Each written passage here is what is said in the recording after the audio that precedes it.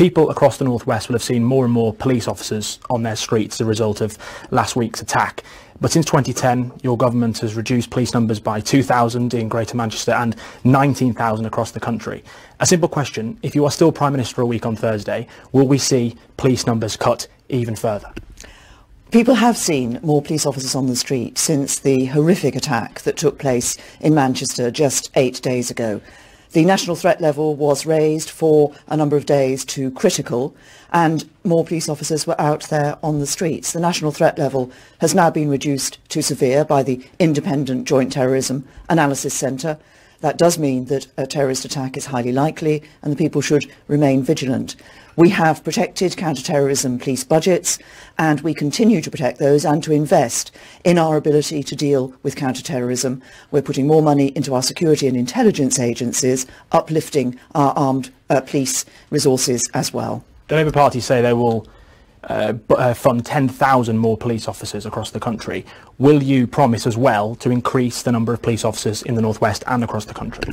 What we have done is protected counter-terrorism policing. We're protecting police budgets, but it's not just about the number of police officers that you have, it's actually also about the powers that those officers have. We have ensured, working with the police, that we have given them increased powers to deal with these issues of terrorism. I was Home Secretary, oversaw the Investigatory Powers Act coming into fruition, becoming an Act of Parliament. It's important that we ensure that our police and security services have the powers they need. My opposite number has boasted that he's opposed anti-terror legislation since he came into Parliament over 30 years ago. You mentioned your role as Home Secretary. Police budgets were cut 4% year on year. The number of officers went down and have continued to fall. Today, Ian Hopkins, the Chief Constable of Greater Manchester Police, said it's increasingly difficult to carry out neighbourhood policing. Andy Burnham has warned that the cut to GMP's budget has made Manchester more vulnerable. Steve White, the chair of the Police Federation, said that soldiers are on the streets because police cannot cope with terror attacks. They are crying out for more funding. Can you guarantee they will get more funding? The reason that people saw soldiers assisting police was to give reassurance. It's a long-standing plan that we have that when the threat level is raised to critical, then that support is available to the police, and the police will take an operational decision as to whether they wish to exercise that, which they did for the period of time when the threat level was at critical. We have protected counter-terrorism policing budgets. We're protecting police budgets.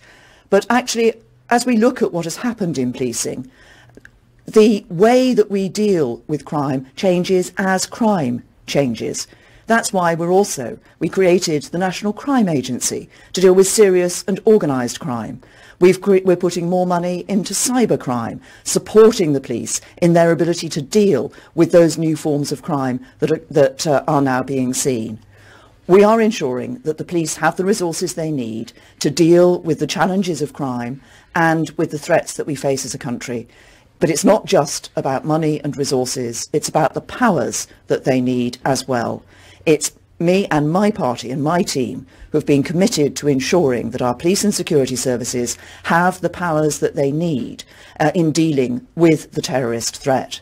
Jeremy Corbyn has boasted that he's opposed anti-terror legislation since he came into Parliament. But you cannot guarantee that police numbers will not go down. You cannot guarantee they will stay the same as they are now. We ensure that we have the policing and the security services, that they have the resources that they need to deal with crime and to deal with the terrorist threat. But we also ensure that they have the powers that they need to do that job.